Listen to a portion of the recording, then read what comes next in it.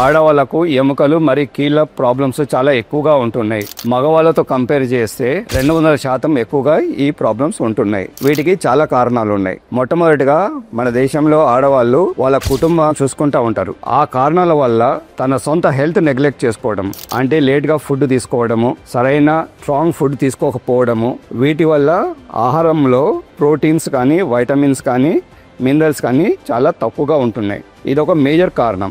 రెండో కారణం ఏంటంటే మన ఆచారాలు, వాటిలో చాలా వరకు పస్తులు ఉండటము, ప్రోటీన్ ఫుడ్ తీసుకోకపోవడము, ఈ కారణాల వల్ల ఎముకలు మెత్తబడతా ఉన్నాయి. కాబట్టి ఆడవాళ్ళు సరైన టైంలో ఆహారం తీసుకోవాలి, ఎముకలు గట్టిపడే వైటమిన్స్ తీసుకోవాలి, ఆ తర్వాత టైంకి ఎక్సర్సైజ్ చేయాలి. వీటి వల్ల ఆస్టియోపోరోసిస్, తర్వాత ఆర్థరైటిస్, ఎస్పెషల్లీ మోకాళ్ళ ప్రాబ్లమ్స్ మనము కొంచెము తక్కువ చేయగలుగుతాము. Thank you.